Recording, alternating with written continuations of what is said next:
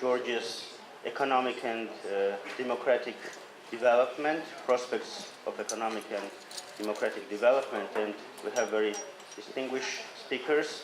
And I would like to ask Professor Papava, Rector of Tbilisi State University, to moderate the session and introduce the speakers. Thank you very much again to the audience for coming today, and I really hope that today's forum will be the same way interesting and interactive as it was yesterday. Thank you very much. Thank you. Good morning, everybody. Dear distinguished guests, colleagues, friends. Today we have to continue the conference which was started yesterday, the prospects of Georgia's democratic and economic development. The title of this panel is Georgia's economic development, which means that we have to discuss several problems related with economic challenges of country's development, what is the current status of Georgian economy, what are the challenges, and what we have to, what type of recommendations we can give to Georgian government, to Georgian authority. This panel presented, according to the program, we have to have 5 speakers, but one, Mr. Dundua, cannot join because of his health problem. So we have 4 panelists. Aleksishvili, who is the chairman of CEO and Policy and Management Consulting Group. Yaroslava Babich, International School of Economics at Tbilisi State University, ISET, and ISET Policy Institute.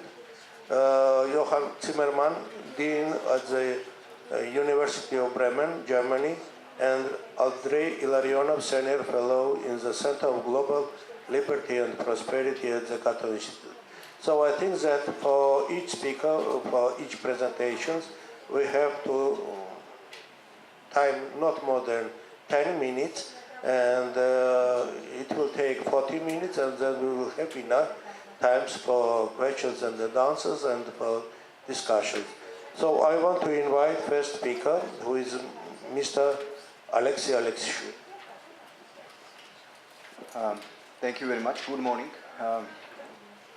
It's my pleasure to be with you today. So I will give you general and try to be as brief as possible. General overview of current economic situation, also the challenges that we are facing right now, and the views about the policies that can be done for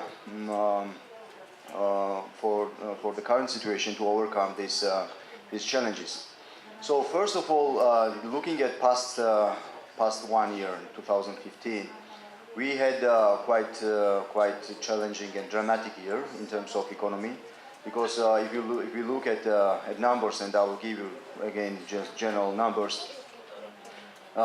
In general, the 2.7% GDP growth rate was not so problematic, was not so dramatic, but considering Georgia's size, considering the economy of Georgia, this is really very small growth. And of course, the most problematic issue for Georgia's economy is how to reach the growth. In this particular case, looking at past year and main indicators of last year, this is quite dramatic. Industry in numbers shrink by 25%,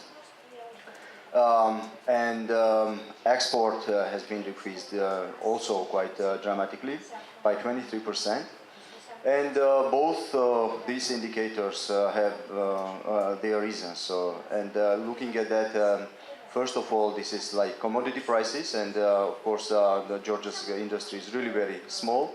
In terms of diversity, this is just ferroalloy and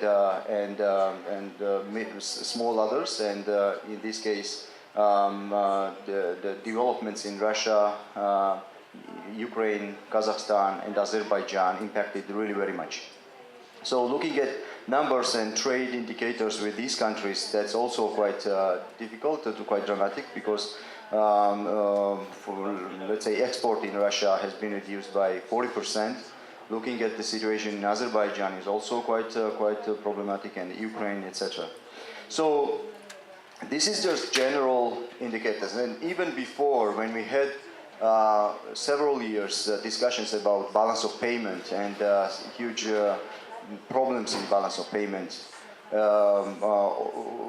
that was obvious that in this fragile environment we would face this kind of problems if there are some problems in the economy of the region.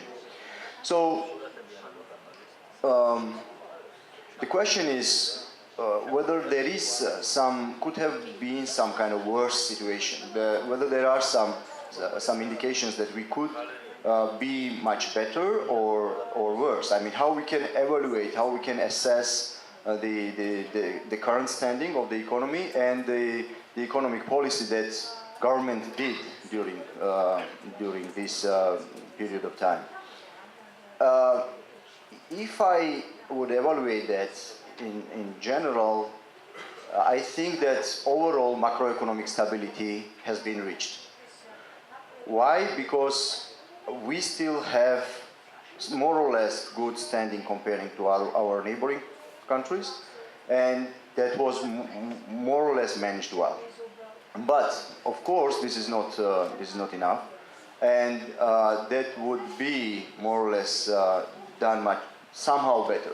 Frankly speaking, I don't believe that, considering either monetary policy or fiscal policy, reducing debt, for example, or deficit in the budget might impact on the economic indicators. I don't believe in that, because there are still really very limited leverage. There is the overall instruments are really very limited. So there is no easy way to deal with that, because if I don't know, National Bank of Georgia increased somehow interest rate, that would impact the overall growth rate, and that would be much lower than 2.7%. But on the other hand, I think that both sides managed so that this situation was somehow managed more or less well. But again, this is not enough, and how that can be reached? I mean, how we can develop further? I mean, the most important issue is the economic growth, and we cannot reach economic growth. And even if we look at economic policy during past 2 years, can we say that something was done well? I mean, was there something that contributed to economic growth? Unfortunately, we could not see any special movement towards that. There was more kind of prevention measures not to have worse situation, rather than just somehow contributing economic growth. If we look economic policy, still there are a lot of gaps in this particular case, because there were serious problems with communication, there were serious problems with messaging, and serious problems somehow providing proper views and strategies how we can reach economic growth. Of course, we will discuss about inclusive growth, and this is of course a really very important theoretical issue. But to reach inclusiveness, we still, first of all, we need to reach growth. And to reach growth, we need definitely several things. And the most important one is foreign direct investments, and the most important one is the overall economic environment in the country, contributing to business environment, contributing to macro stability, including exchange rate, and reaching balance of payment more or less manageable.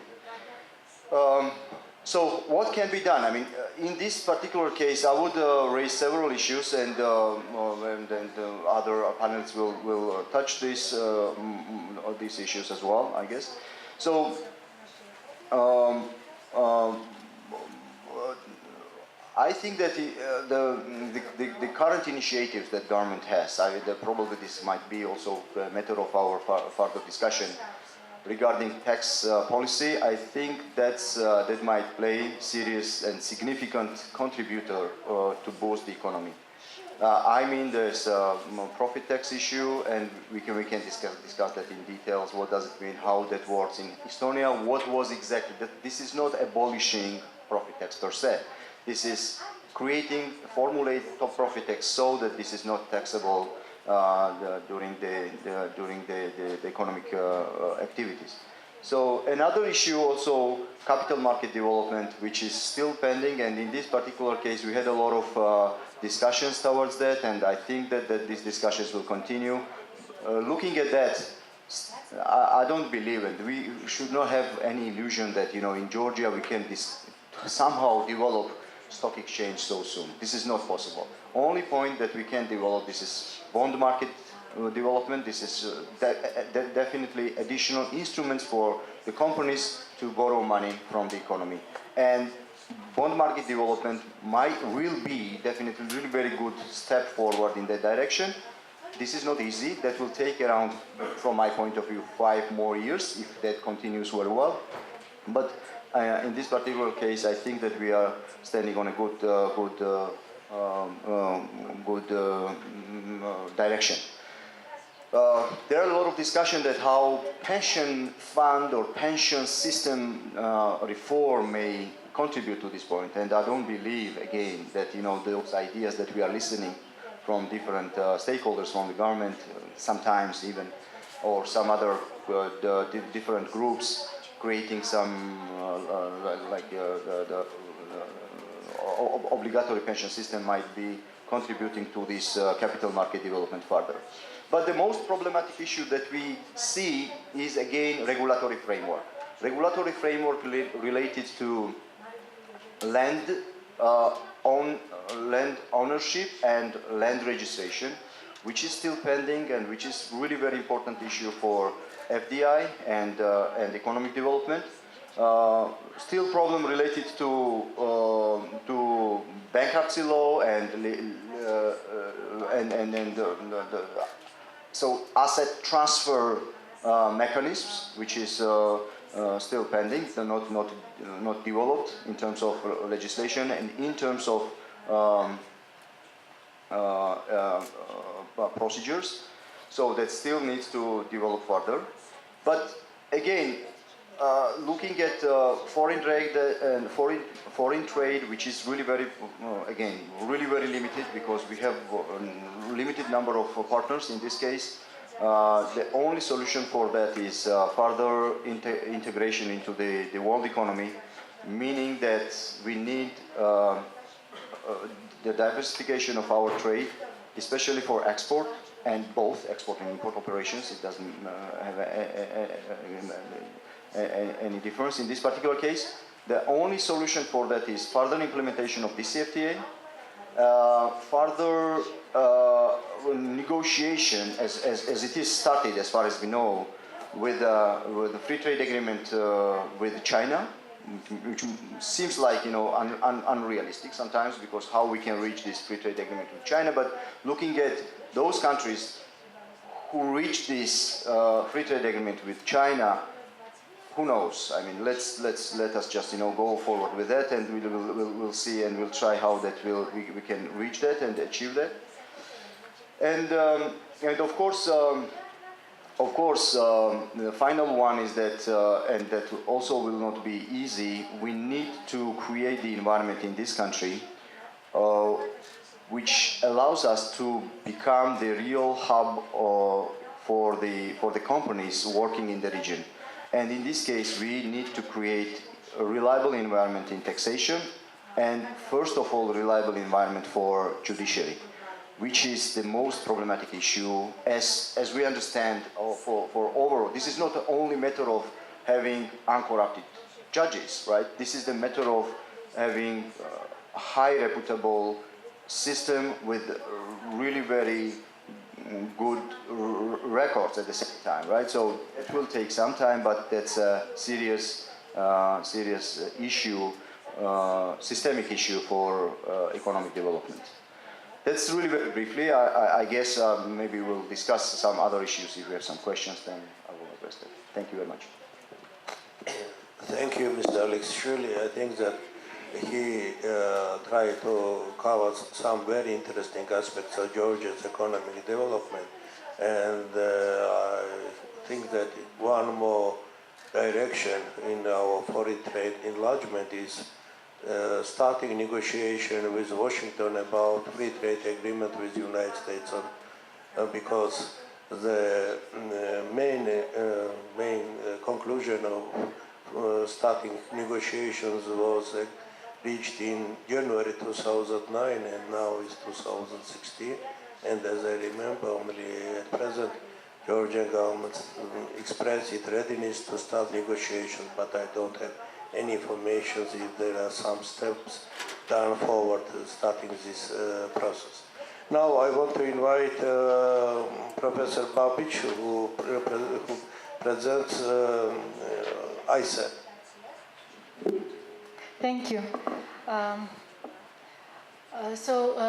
Thank you for having me, and today I wanted to touch upon the issues of inclusive growth.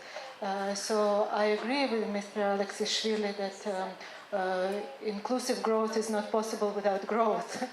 But I would argue that these two concepts have to go hand in hand, and I will explain why. In the case of Georgia especially. So what do I mean by this term of inclusive growth? So let's imagine a very simple version of the world where the economy is some kind of pie that is growing in size year after year. And so these slices of the pie are distributed between what we call various factors of production.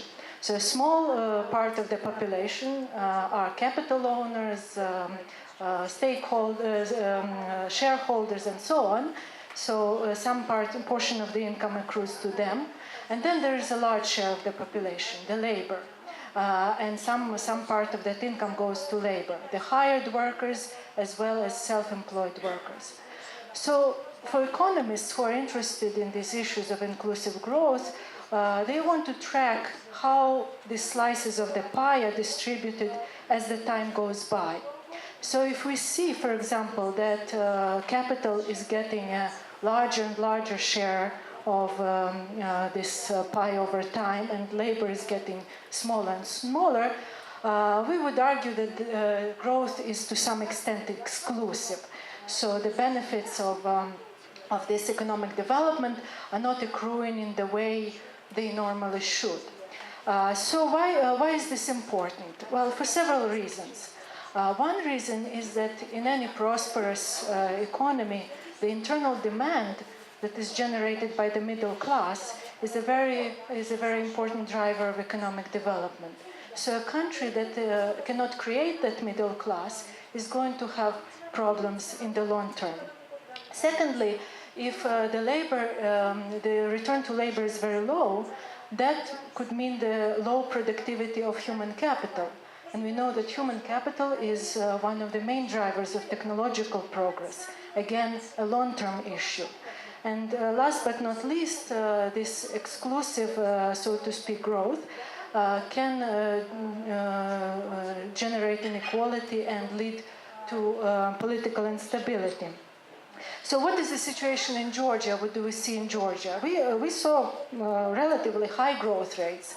Over the last 10 years, the average growth rate the real growth rate was 6.2%. This is quite good, but most of that growth, over 90% of that growth was the so-called total factor productivity, or what we would call technological progress.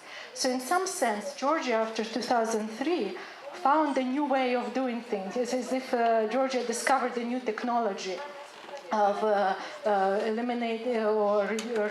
eliminating corruption in some areas, found a new way of doing business, and so on. This type of growth has its limits. So first of all, it doesn't translate automatically into high employment. And we do see that the average unemployment rate over these years was about 14%. This is quite high. And the second issue is that this kind of growth driven by total factor productivity alone cannot be sustained in the long run unless it is accompanied in the same time by human capital development and physical capital development. So who has been left behind in this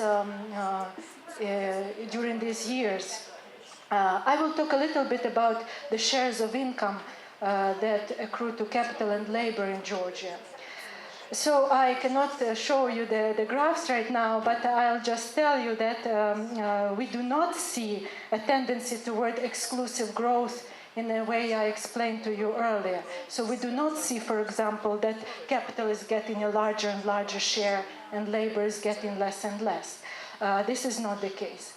But what we do see is that the share of self-employed people in the Georgian economy is very large. It's 60% of all employed people are self-employed.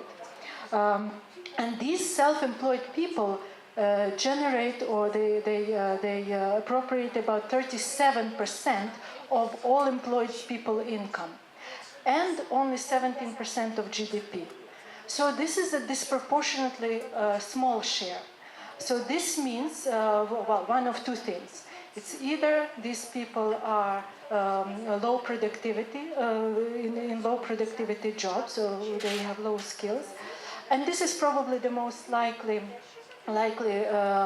outcome that we see. In fact, 80%, more than 80% of the self-employed are in agriculture, which is the most problematic sector in Georgia as far as value added is concerned. Another possibility, hypothetical possibility, is that the self-employed people are as productive, but they just grossly underreport their incomes. So if that were the case, they would have to underreport their income by 260%, 2.6 times. This is too much. This is, although underreporting may be an issue, but it cannot explain this huge gap. So based on this data alone, and we can see other data as far as poverty and inequality, we see that there is a large portion of the population in Georgia who has been left behind, so to speak. And what are the reasons behind this? Well, if you take almost any survey of firms in Georgia, and even the surveys of employees, students, and so on, you will see that skills, the lack of skills required for the jobs is one of the most constraining factors. So in fact, about 28% of the firms report that they do not find the needed skills on the labor market. So this lack of access to effective and high quality education for most people, together with a disconnect or mismatch between the skills received through education and the skills required in the labor market, is one of the most severe problems, I would say. Well, now, in competitive environment, which Georgia has worked very hard to create, this problem should have been overcome. In what way? Well, the firms who come in, they should have been offering training, or they should be offering training to people on the job trainings.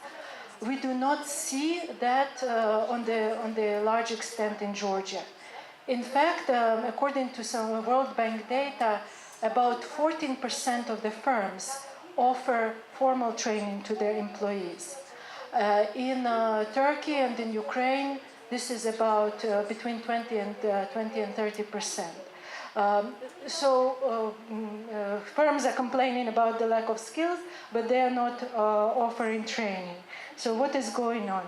It may be that Georgia is a small market, and so the high skilled, the people who in modern industries, they just don't find it as lucrative to come to Georgia and have to overcome this problem of training people and overcome other problems like combination of internal and external geopolitical factors. And so these things are a tall order for Georgia. And what can be done? Well, we know that small economies are not necessarily poor economies, and in fact, many small economies are prosperous. So for Georgia, there is a lesson there that we need to develop physical and in particular human capital. And towards this goal, we need access to, well, equitable access to high quality education for all. So thank you very much. I stop here. Thank you for your presentation, because you really touch one of the topical issues for Georgian economy, inclusive growth. And as I remember, in Strategy 2020, it also declares one of the topical for Georgia's economic development in nearest future. So now I want to invite Professor Zimmermann, who represents the University of Bremen. He is the Dean. Thank you very much, Professor Papava. Dear colleagues, I'm very glad to sit here, and what I'm presenting to you today is some of my ideas, but it's also based on the research of three bright people that recently graduated from the University of Bremen, who I like to single out. It's Giorgi Kvirikashvili, who is now with the Rustavelli Foundation, Rector Kvirikashvili, now working as an associate professor at the Caucasus School of Business, and last but not least, Nika Koyava, who is now associate professor at the Tbilisi State University. So what I liked about the presentation is you've touched on growth, you've touched on skills, and nobody has said so far what we heard yesterday a lot, oh, we need to become a member of the European Union, this is the ultimate goal. Unfortunately, that was my start, because the first question is, has anybody ever thought about what's the real benefits of EU membership? People just want to achieve it in the way that they have a medal, but they don't really think about what's the implication, what's necessary in the structures. Our ambassador has yesterday touched in a more private conversation on the issue, and she said to me, people need to understand they have to first work at their structures. And that's what's going to bring us forward. That's what's going to bring this country forward, and not simply a title being a member somewhere. And when you look at the EU, just as an example, there are very disheartening examples. So when you look at the southern Eurozone, with high unemployment, low growth, it's actually not where you want to be. You don't necessarily want to be a Euro member country in the south of the European Union. So think about that. What are, in my views, the most pressing issues? Again, yesterday we heard about we want to develop the sector with the small and medium enterprises. And we want to have growth. But how do you do that? I mean, there is, as one colleague once joked, there is not a button that you press and then you say, growth. So what do you actually do? And one of the ways is capital mobilization. Professor Babich has said, it's skills, it's human capital. My view on things is actually what we need to do is to mobilize capital coming into this country. And I would posit this country has done pretty poorly in attracting capital for a number of reasons. Of course, Georgia prides itself on indices like doing business in Georgia. And it's been doing very well in terms of petty corruption. However, when you look at the realities behind the movement in these indices, it was often what people call adopting a label. You changed some of your laws, but you didn't really change a lot of your structures. And if I look at the capital inflows to this country, and I've been studying the balance of payment statistics, I don't think it looks very good. And the thing that you are getting is foreign direct investment. You say, we want foreign direct investment. But you have to ask yourself the question, why don't you get any portfolio investments?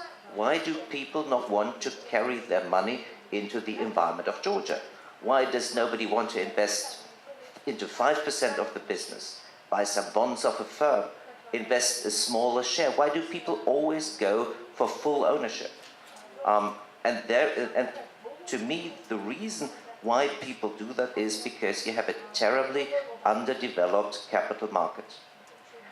I completely disagree with the view we can only grow through banks. I think one of the big constraints of the Georgian economy is that all capital mobilization has been through the banks and raised in the banking system. The banking system has not been very good in partnering up with small and medium-sized firms. Why not? Because banks, by their very nature, the way that they're structured, are not the big risk takers.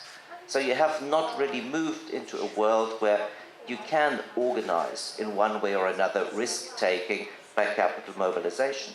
And that's why my personal view is Georgia desperately needs something, not like a market, yes, a bond market, but I also believe it needs a stock market. And what you have done is you have completely ruined your stock market by the way that you've regulated it. Basically there is no regulation. I mean, one of the worst experiments that somebody said, whenever Chicago invents deregulation, somebody in Georgia jumps up and says, we'll try it out in practice. And you've tried that with the stock markets. You have taken price setting outside of the stock market. You have most of the trade is not done on the market, but outside of it. And when we started to do research, and I was very naive when I this out before looking at the data, I said to one of my PhDs, well, you know, you take the financial reports and then you check what's going on there, and actually the firms on the Georgian stock market, they don't publish their financial information. And those that publish their financial information, they don't have their financial reports audited. I mean, this is a state of underdevelopment in enforcement and implementation that is, well, to be friendly, it's not very good. And I do think this government needs to do something to bring people in. I would not, I mean, who would in this room give money to a firm, a small part of investment of which you know nothing, where they don't produce the financial reports, where you don't know that you can sell your shares again to other people once you've been in? Nobody will do that. And that's why if you want to have growth, you need to mobilize capital, you need to mobilize it through the markets, because Georgia is an attractive environment. I firmly believe in the development of Georgia. I believe in the agricultural sector. I think there are great things that are happening here, since there's a massive potential. And if you manage to establish a structure where you can also get in with smaller shares in a credible way rather than taking over full ownership and management, this would be a great jump forward and a great jump in mobilizing capital. And I would urge the politicians to look at the regulation, and I would urge the economists to look at what we would call a mesostructure. That's the structure between just the macroeconomic data and what individuals do. Look at the institutions and their development, and if you work on that, on the implementation issues, then Georgia can make a huge step forward in its development. Thank you. It's really a very interesting presentation, and I want to make some brief comment about Georgia's choice to be a part of European Union.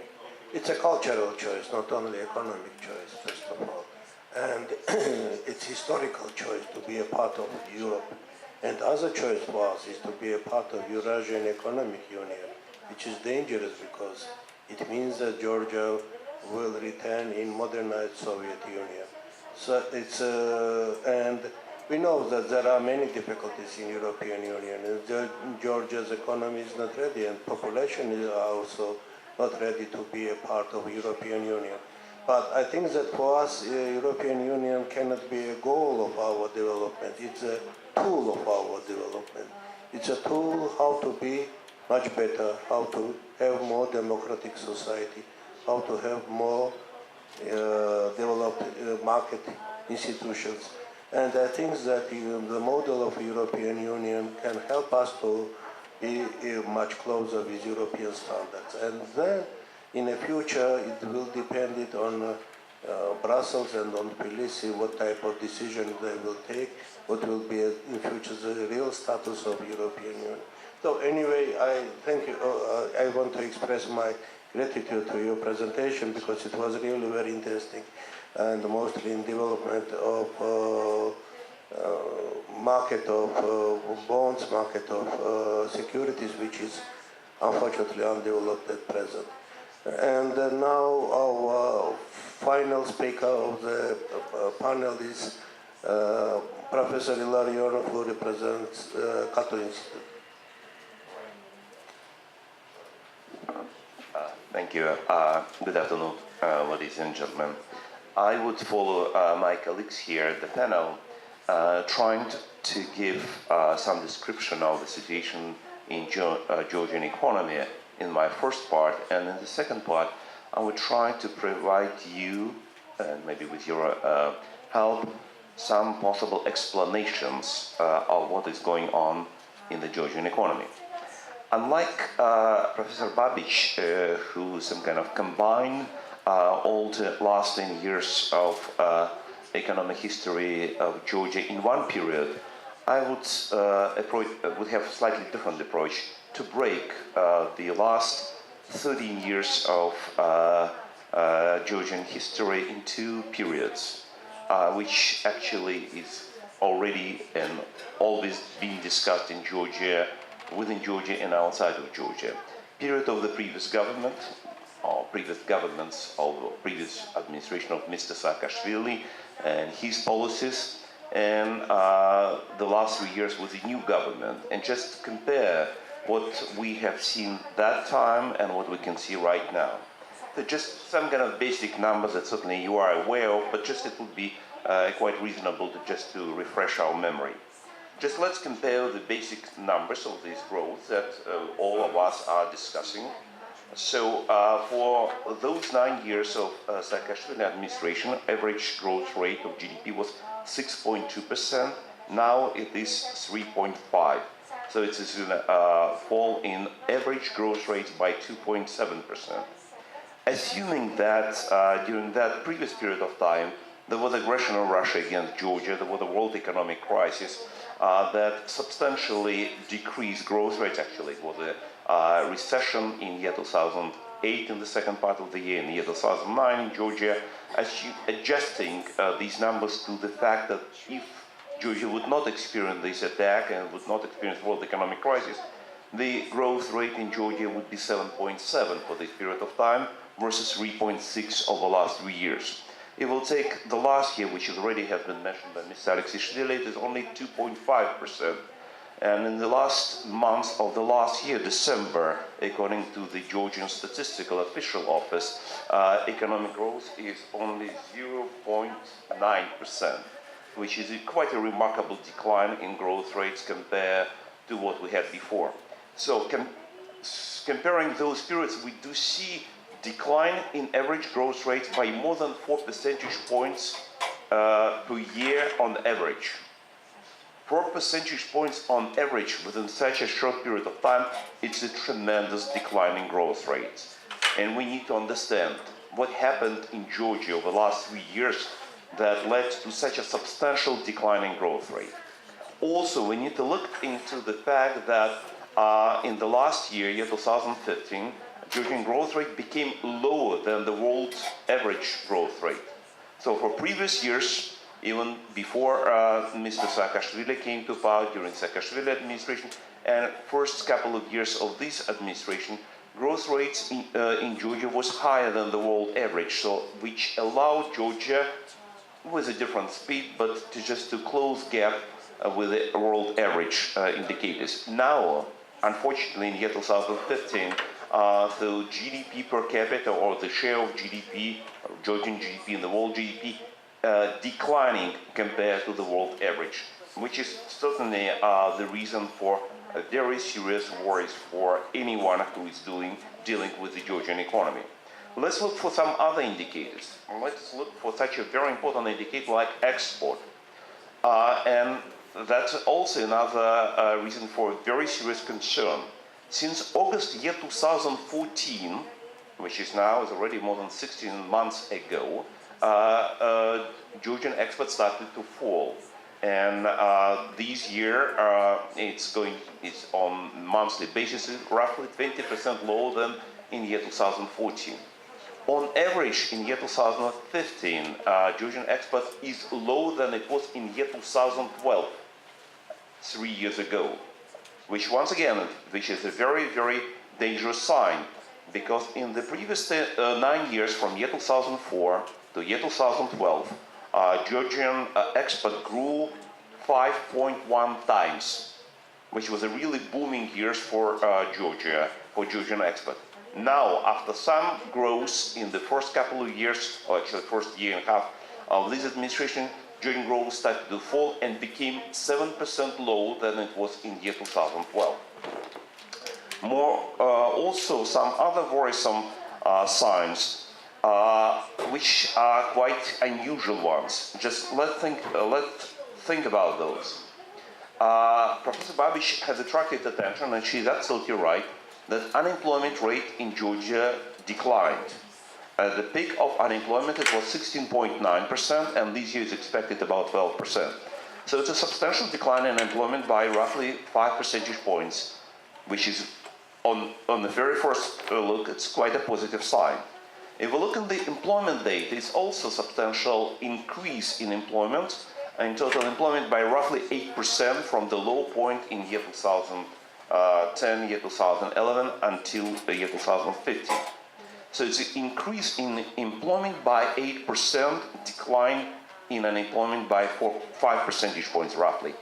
But this increase is such an important factor of growth as employment, led not to increase of economic activity, but decrease in rate of economic growth. It's a first observation. And second observation, if we look into the investment to GDP ratio, the second very important factor for economic growth, we can see that in the last 3 years before this current administration came to power, it was 22.8, roughly speaking, 23% of GDP. Over the last 3 years, it is 30% of GDP. So even we are talking about the lack of investment, essentially, in the last 3 years, it was substantial increase in investment share in GDP by, roughly speaking, 7 percentage points of GDP, which is by any standards very, very substantial growth. So what we're having right now, we're having substantial increase in employment, increase in investment, and at the same time, very serious decline in economic activity compared to previous experience of Georgia and compared to international standards. So we can talk about inclusiveness, but if it is inclusive, it probably is not so much inclusive growth, it's inclusive stagnation. So that is one among three most important factors, labor, capital, and total factor productivity. So it looks like the total factor productivity that Professor Babich mentioned, according to her calculations, it was 90% contribution to growth. Now it looks like TFP, total factor productivity, probably goes to zero or maybe to a negative area, assuming this growth in labor and capital over the last 5 years, last 3 years. What it reminds me, frankly speaking, it reminds me the Soviet economic model. It's not yet Soviet economic model, as we do understand this is a market economy, but nevertheless it's a very substantial drive towards the Soviet economic model, with much higher level of employment, with much higher level of investment spent on just much higher level of GDP spent on investment, but with much low rate of return from all these factors that have been invested into the Georgian economy. So we certainly need to ask ourselves, and that's certainly the center of our discussion, this panel, and certainly outside this panel. So what are the reasons? How can we explain this as such a absolutely qualitatively new situation in the Georgian economy? One explanation can be given that external situation has changed and became much worse than it was before. This argument does not hold water. There is no new intervention and new aggression against Georgia. There is no world economic crisis. The world economy is still growing, and still growing with a healthy more than 3% per year on average. The main trade partner of Georgia is not Russia, is Turkey, and Turkey is growing. The European Union probably is not growing like Turkey, but it's still growing. Okay, Russia occupies about 6 to 7% in the foreign trade of Georgia, which, assuming the size of the foreign trade sector in the Georgian economy, probably not more than 2 percentage points of Georgian GDP. So that is why even substantial decline or recession in Russia cannot be translated in such a tremendous decline in economic activity in Georgia. So that is why it does not look like that the foreign factors do play any substantial role in decline of economic activity in Georgia right now. So, second factor what we can look at is the economic policy of the administration and the quality of economic policy. Certainly you are here in this hall much more aware about what has been done here, what has not been done here.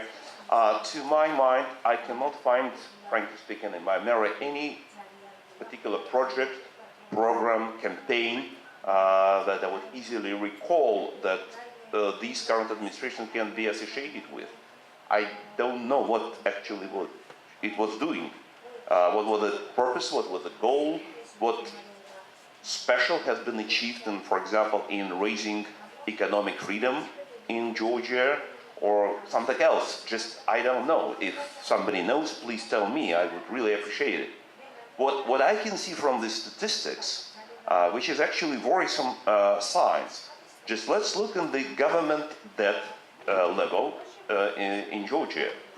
3 years ago, at the end of year 2012, with the departing previous administration, government debt of Georgia was 30% of GDP. At the end of this year, it is 45% of GDP, 15 percentage points higher, and 50% in relation to GDP is higher than it was only 3 years ago. It is very important to remember that in the 90s and the year 2000s, successive Georgian administrations did reduce the debt to GDP ratio in Georgia from roughly 70% in the mid of 90s to 30%. It was a very substantial achievement that helped a lot for macroeconomic stability in Georgia. Now, over just 3 years, this policy has been reversed, and now the debt to GDP ratio is much higher, is much more serious burden on the Georgian economy than it was only 3 years ago. And that particular indicator actually shows that the real size of budget deficit is much higher than is officially reported. It means that the number of operations is being financed outside of the budget. And these outside of budget operations can be measured at level at least 5 percentage points of GDP extra higher than official statistics shows, and official statistics that we can look at. That is an incredible increase in the budget deficit and the government debt, in the deterioration of government finance in Georgia. Another indicator to look at this, kind of indirect, but the fact that we all know quite well, is the fall of lari. Lari lost, roughly speaking, 50% of its value recently. And now it's, even just during the war, during financial crisis, world crisis, it was traded at level 1.6, 1.7 lari per dollar. Now it is 2.5. No war, no world economic crisis. Why? It's quite clear that something happened in the budget sector, quasi-budget sector, monetary sector. If we look at the monetary statistic, we can easily see that the money supply has doubled within the last 3 years. Money supply doubled within 3 years means the central bank was financing some operations in Georgia or some outside of Georgia. But probably not very many people paid attention to these particular policies. We look also on the kind of the fall of foreign exchange reserves. Foreign exchange reserves of National Bank of Georgia fell by $800 million. But at the same time, the foreign exchange deposits of the in the commercial banking system increased by $1 billion. So it looks like it's an interesting operation to spend national reserves for increase and kind of offset with increase of foreign exchange deposits by population. It would be interesting which particular banks were so happy and lucky to get all this money. So, but it's clearly, it's indications of a very substantial deterioration in the quality of economic policy of the administration. And my last point in explanation would be probably the topic that we started to discuss yesterday about security issues for Georgia.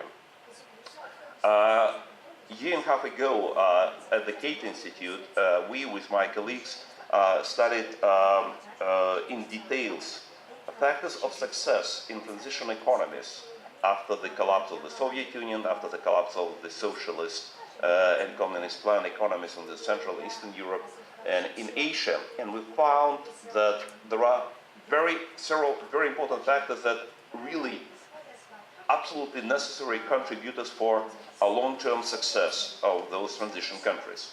One of them, and actually the first one, is the providing security arrangement for the countries that are living in not good geopolitical environment. And this factor is especially important for such a country like Georgia. So that is why for previous period of time, it was clear, the geopolitical situation looks like was roughly the same, but the previous administration was able to develop, putting aside how they were able to do it, but they were able to develop a very special relation with the US administration.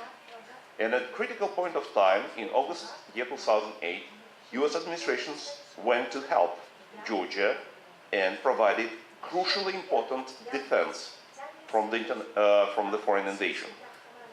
Over the last 3 years, this very important element of security of Georgia has been destroyed. None of the Georgian leaders, no president, no prime ministers, did visit Washington and met with the head of the US administration. It's another issue how it was possible to destroy these unique relations between the leaders of the most powerful nation in the world right now and a relatively small, not very rich country in a very uneasy region of the modern world.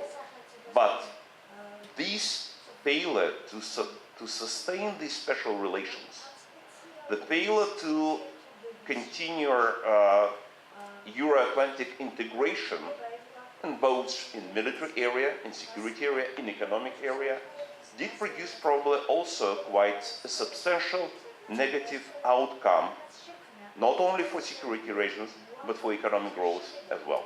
Thanks.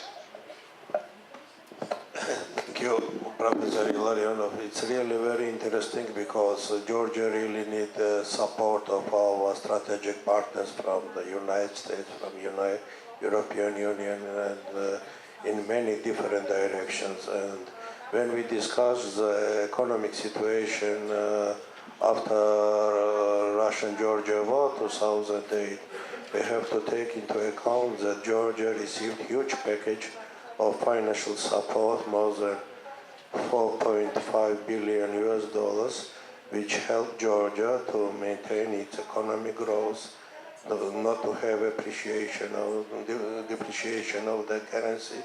So, but at the same time, I fully agree that at present Georgian government has to have more aggressive economic policy, implemented reforms, and I want to also touch the problem about the Soviet model. You remember that in Soviet times, one of the topic issues was labor productivity and efficiency of investments. All these topics, all these issues now are not discussed in post-Soviet space in many countries, but still are very important. Some indicators about efficiency of investments, about labor productivity. So I agree that the Georgian government, many governments, researchers, they have to focus on the topic of efficiency of investments. If you allow me, I would say that we have been captured by this fancy concept that Professor Babich invited us to talk about TFP, but in the kind of the old Marxist-Leninist language in economics, it was exactly labor productivity and efficiency of investment.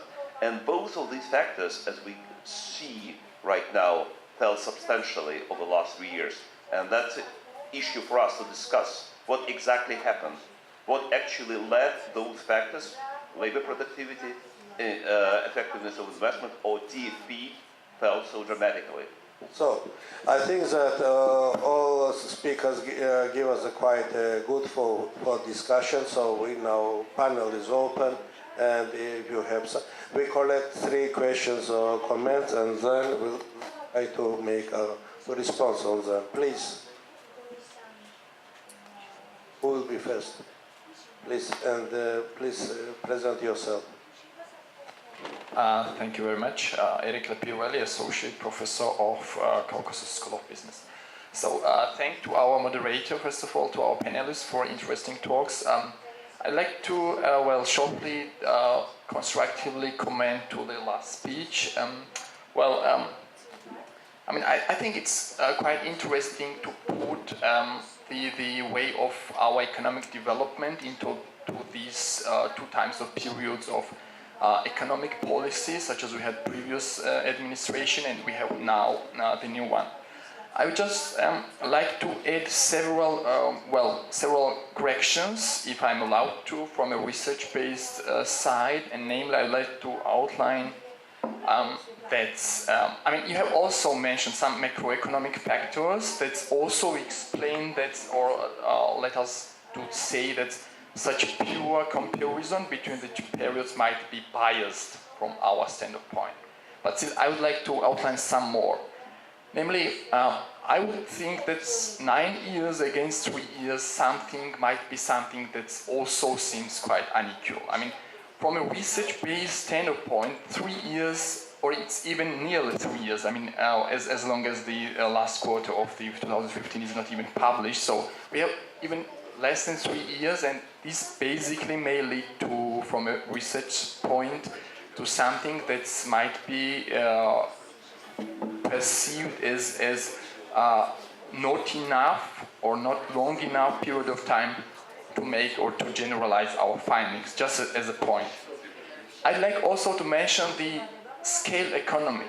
As we are speaking how it has been developed starting from 2003, I do think that the period of 2003 was a standpoint where we almost started from 0, and that we are reaching at that time of period a quite sharp or quite particularly highly growth rates might be, of course, an issue.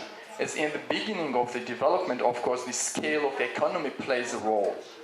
So, also we have mentioned the several macroeconomic factors that I'd like to further outline or further contribute or extend the discussion.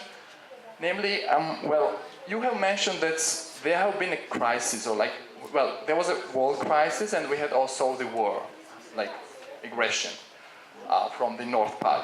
But I'd like to also outline that then what is the aftermath of this consequence? Sorry? So it was the constructive comment from my side. Sorry. if it's okay, just. The thing is, I just try to then shortly summarize. These crises or macroeconomic externalities, as we call, they have always this aftermath, and we always have to try to ask ourselves how long does this reflection goes on. This is not only an event for 2008, this might be also having a place also in the beginning of 2013, for example. So this is also highly outlined in the literature, in global literature. Also we had the debt issues you have mentioned, the neighborhood issues probably should be also kind of I think there are some other questions, and please be a little bit shorter. Okay, then, just some small recommendations from my side. It might be reduce the biasness in the research you have made so far. Thank you. Thank you.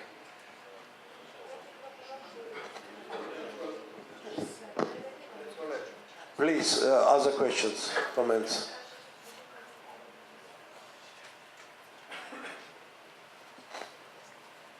Zviad Parliament of Georgia, sent to the speaker.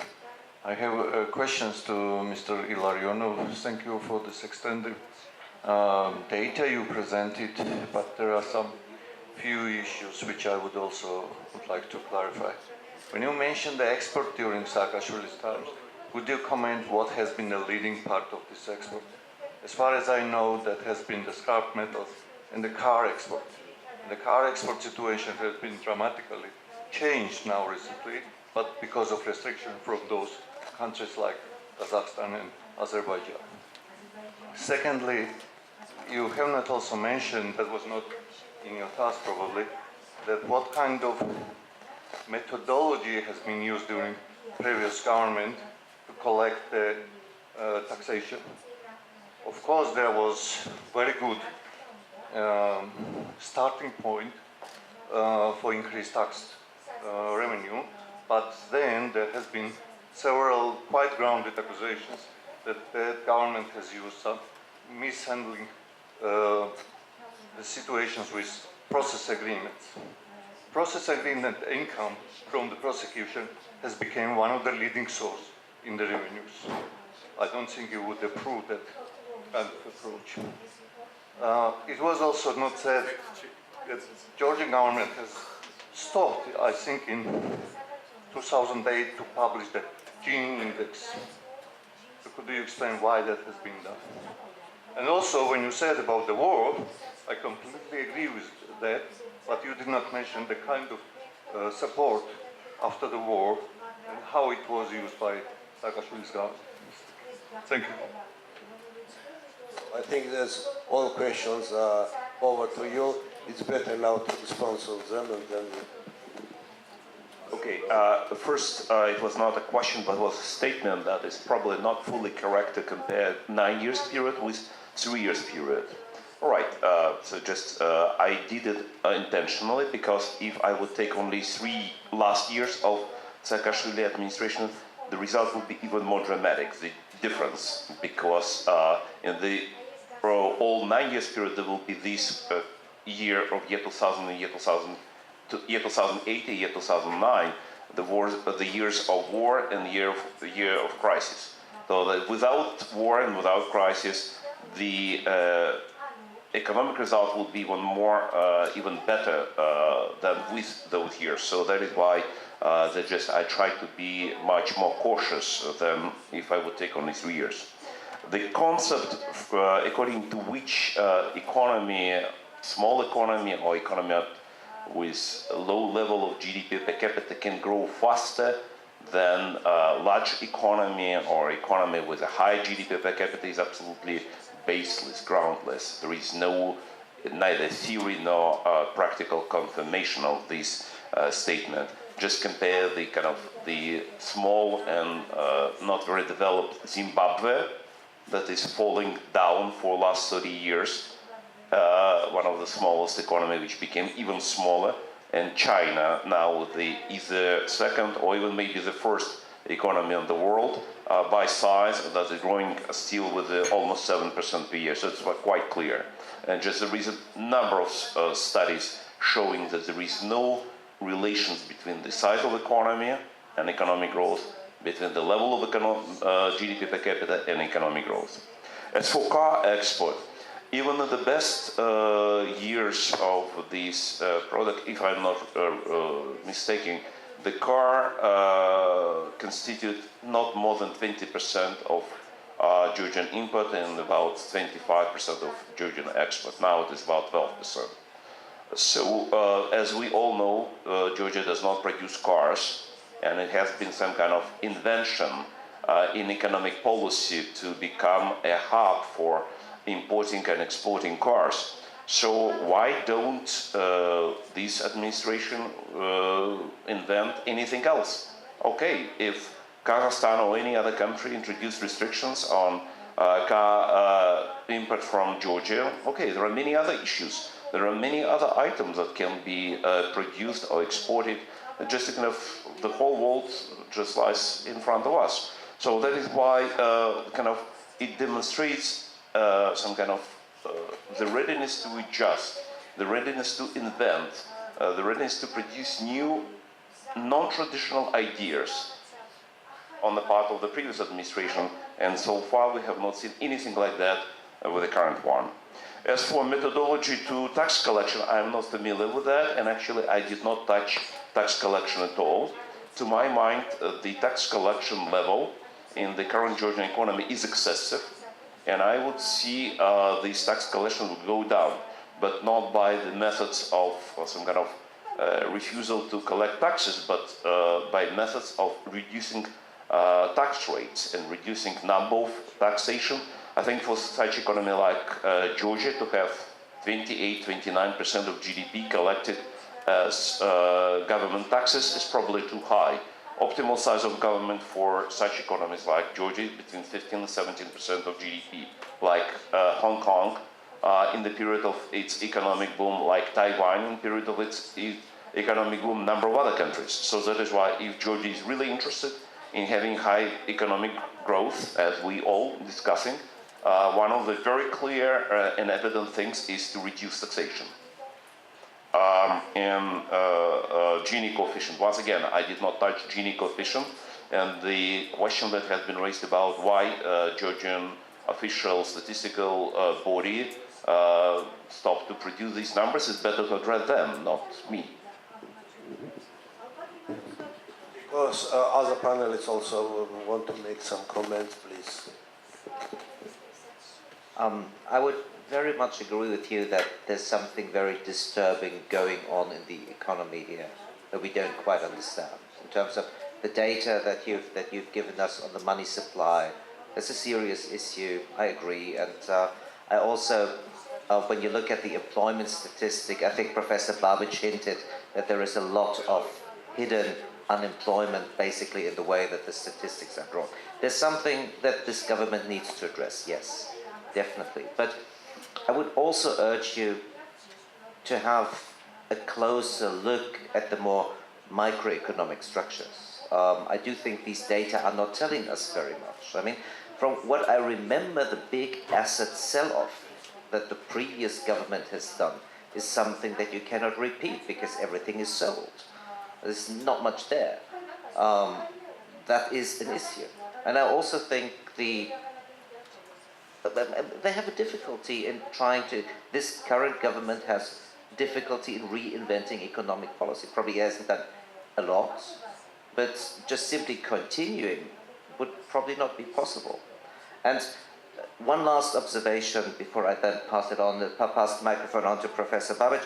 It's about tax, and it comes back to the idea of inclusive growth. I firmly believe that the current economic model that we still see where the rich people get richer, and then you don't even tax away their gains to redistribute it, is so fundamentally broken that in most Western economies, we see there is a backlash against these kind of policies. So in saying the optimal tax rate should be lower than it currently is something that I don't believe in, because if you are not trying to be more fair in distributing the proceeds of growth, you will look at a social problem.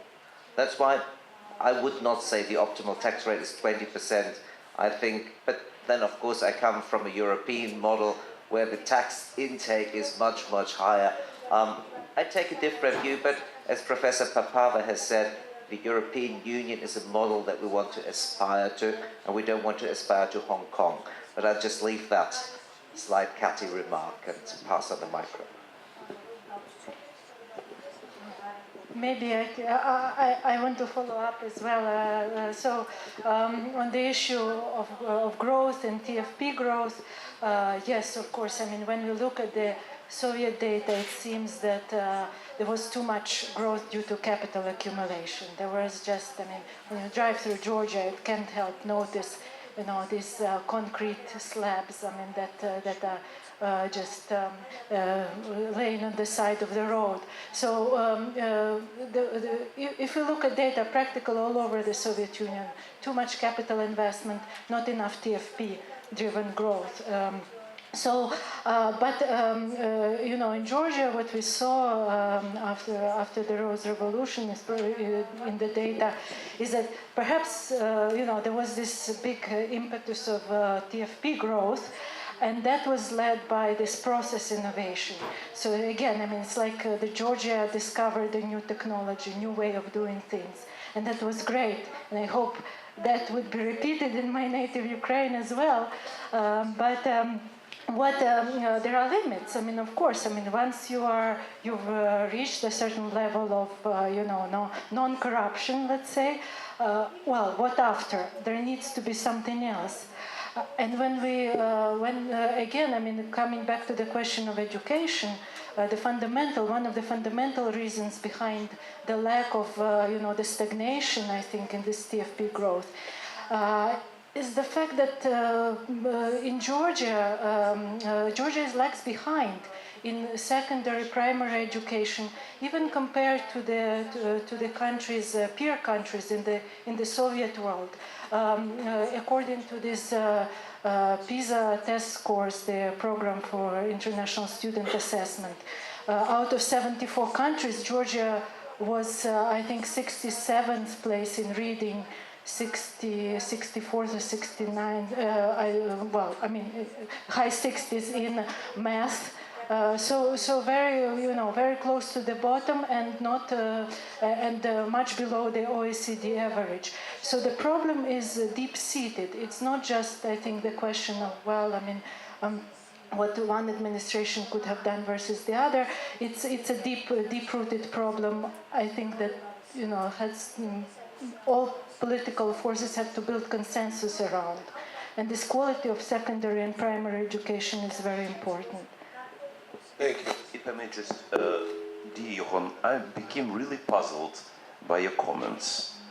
In your initial remarks, you, seems to me, caution our Georgian friends not to follow too much the European model because of its high level of taxation, the high level of government expenditure, regulation, redistribution, and so on. But in the comments to my comments, you said that, okay, that's just European model is just more equal distribution, and that's exactly what you would like to see in Georgia. So I did not quite understand your position. Would you like Georgia to follow European model or not to follow European model?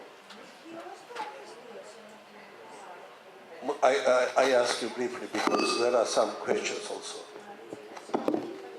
I do think it's very important to strike a balance between productive growth and innovation, process innovation, investment, but also that we have to make sure that once this happens, that the gains are distributed equally or more evenly, at least, between the population. I think that's what I was trying to get at. Okay, next,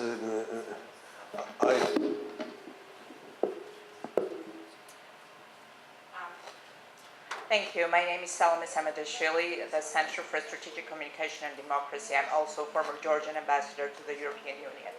So to Mr. Zimmermann, I want to say that why do we aspire so much for the EU membership as the declared goal? As you know, Georgia currently has a DCFTA agreement with Europe, which you have rightly noted is quite an extensive exercise in terms of harmonization of our legislation, etc., etc. However, while DCFTA requires us to do a lot, the actual assistance package which Georgia gets in order to handle this challenge is much less than any potential member country would receive in terms of the structural funds, etc. So in that sense, it's an unequal burden on our shoulders, if you wish to say, if you compare Georgia to the candidate countries.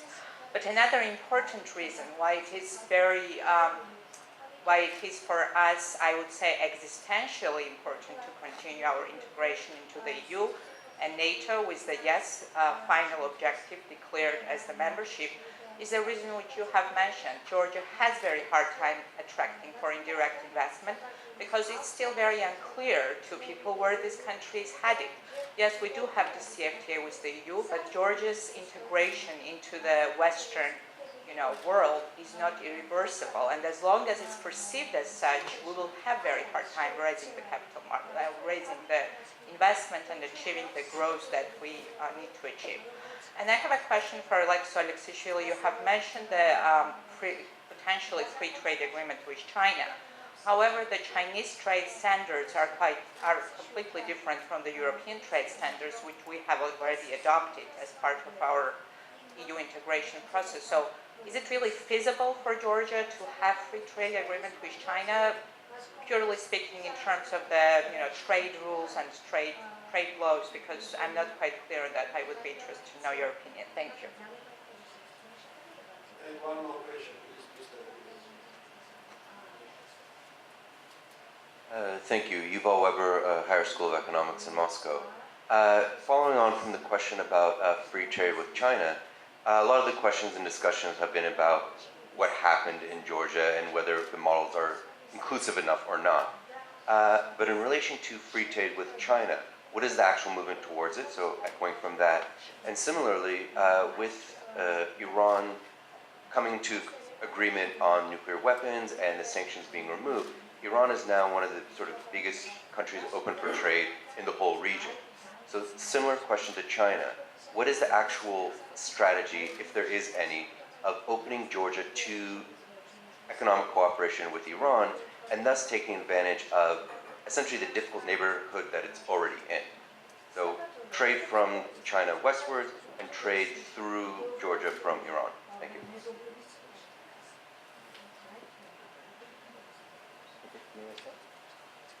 Okay. So I will start. I also wanted to comment on other issues that was already discussed here, but I will start with the last question regarding China free trade agreement. Actually, I cannot comment about the free trade agreement with Iran and what is the strategy, because I don't know what is the strategy from the government, whether there is any strategy. Probably yes, because I mean officially they several times declared that they are continuing this diversification of free trade with many different countries, and they mentioned China as well, because they officially stated that during last Silk Road Forum that happened in Georgia, in Tbilisi, in October, as far as I remember, last year. So that's an official declaration of it. Regarding the technical regulations, I don't see any. I mean, we went through, I mean, my company did some research about that, whether this is feasible technically, what does it mean. There are some countries already having this free trade agreement with them, also having a really very close relationship with Europe, which doesn't mean that there is somehow some kind of contradiction between them. So this is not, I don't think that this is a problem. The most important issue is how realistic it is in terms of China dealing with that, and how Chinese bureaucracy will deal with that as it usually takes place. I was once in negotiation with the Chinese government for that negotiation, and I know that that's really very one of the most problematic part of it. I mean, negotiating with them some specific arrangements. So that's in general. I mean, the main point is that we need to diversify our trade. That's for sure, and we have to have that as much as possible.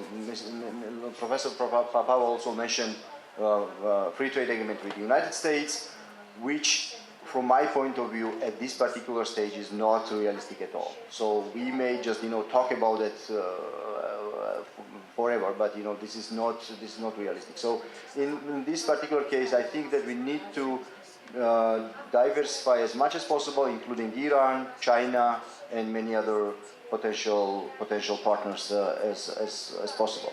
So also here about inclusiveness, and sorry, I think this is really very important issue, and we mentioned that Georgia had high growth rate some period of time. The problem was not just inclusiveness or exclusiveness. The problem was that this period of time was really very short to create a serious impact on the overall economy, because there is the need for more period of time having high growth rate. That's the problem. Because when we are talking about inclusiveness or exclusiveness of the economy or growth rate, the most problematic issue is that we know how that started. The talks about inclusive economic growth was specifically started in the economies with rich natural resources, and where the distribution of the wealth was not done on a proper way. So in Georgia, that's not so much relevant in this particular case. Of course, we should talk about education. We have to develop education.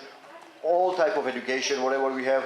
But again, the most important issue is how we can reach growth, and in this case, this growth will have definitely impact on our economy in a short, medium, and long term. And also I wanted to comment on the stock market development as well. I never mentioned that we should not develop stock market. What I'm saying is that the next stage, in our case, will be bond market development, because this is natural development of our capital market development, and we have to focus on that. I think there is a room for that definitely to develop, and as a policy, I would pay more attention and enforcement to that particular point. Thank you. We have quite a couple of minutes. One final question, please.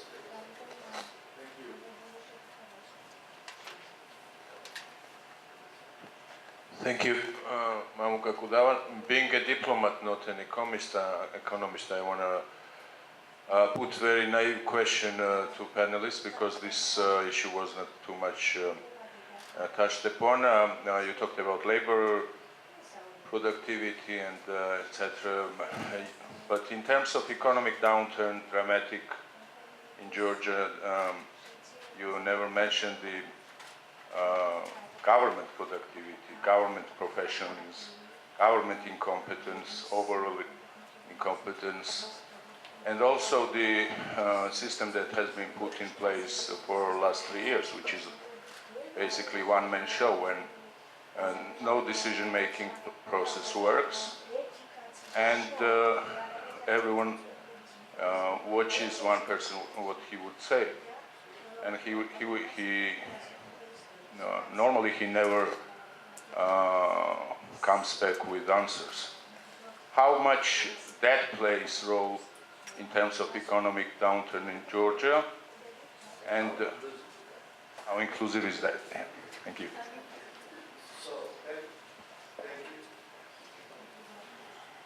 Thank you for this question. What I want to ask, responding on this question, I will also want to ask our speakers to make some final comments, because now time is ending. Please, can we start from you? Okay, great. So, we can continue. First,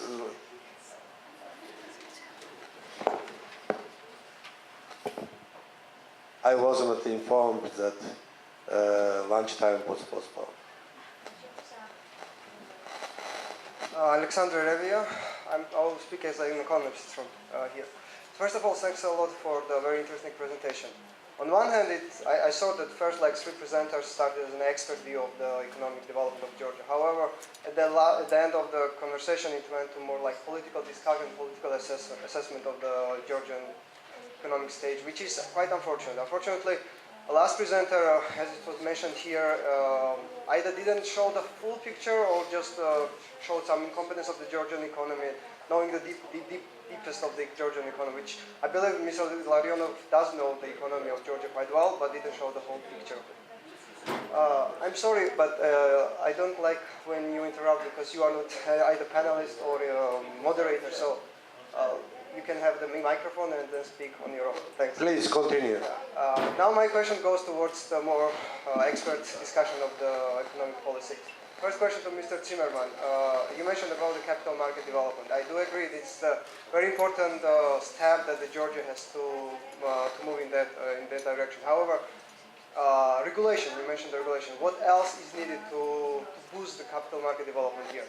The market scale of Georgia is small, and how big, and so that's why my question is, besides regulation, what else should be done here? And the second question is to Ms. Babich. I do agree that education is the key for the boosting Georgian economic development. Can you suggest any, for example, a strategy or any like big vision that Georgian government should take into account in order to boost like education level either on secondary or on a high level of education? Thank you. One more question or comment, please. Thank you. Jiří Preslík, NATO Liaison Office, Czech citizen.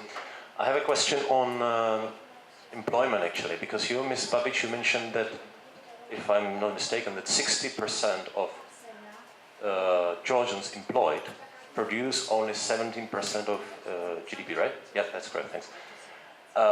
I presume that it's mostly people in small farms in the regions, maybe taxi drivers in Tbilisi. But what is the way out of this? I guess that these people, they have maybe half a hectare of land. They, in the last 25 years since the collapse of the Soviet Union, they have no, let's say, activity or experience in industry or in services. Some of them maybe do, the older ones from big factories like in Rustavi and so on. But what is the way out of this concretely? How to tackle this issue? How to make these people to move maybe to some cities to work in industry, but which industry or services? How to tackle this problem? Just concretely this economic problem. Thank you. So, please, we can respond. So, thank you for the questions. If I knew the answers to all of them, I think we would be way out of the woods now. Okay, so yes, answering your question about what can be done right now. Majority of these people, you're correctly pointing out, they are smallholder farmers, very low-skilled workers, or at least people with skills that are not in demand. I mean, in the modern sectors of the economy. But the issue, I mean, some of these people are, of course, elderly people, I mean, who are just left behind in the villages and they're leading some subsistence farming on the land. But there are some also young people, able people who are, I think, being kind of left behind or stuck in the regions, just because they don't, they may not have enough of this background to lift them up and to, really go to the cities. And there are several problems there. I mean, first, again, I mean, coming back to the problem of education. Education, primary, secondary education is free for all, but the quality of education is not the same in the regions and in the capital. So we see that a lot of primary and secondary school teachers are not up to the par in the quality of their services. We see that their salaries are about 40% of the median, of the average salary. Average salary. So this is, the teachers, the most important drivers of the future growth, are low wage people by all definitions. This is not a good situation, and then there is a problem of shadow education, as our researchers here at ISET have been studying. So there is a low formal education, low level of formal education, and you would require extra tutoring to get to the national, to succeed in the national exams and get to the university.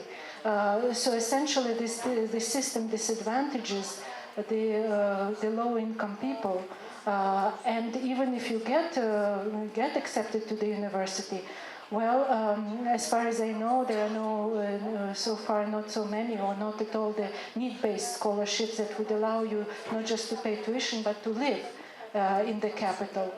So there is that problem as well.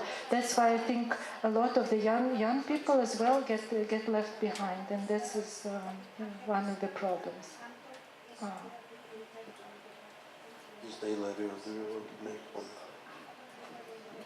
All right. The question was concerning the competence of administration. I think I was talking exactly about that, but using slightly more politically correct term, quality of economic policy. At least I had in mind exactly that. So, and when we're talking about the inclusiveness of growth or exclusiveness of growth, I think what we're dealing with, at least here in Georgia, it's maybe called also exclusiveness of fruits of economic growth by just a few or maybe one person. That's quite clear. So that is why the problem, but that problem cannot be solved by economic means. We should understand it quite clear. That's all these arrangements about exclusiveness or inclusiveness coming from this seminal work of Asimoglu and his colleague is just, we do understand that first of all the political arrangements, political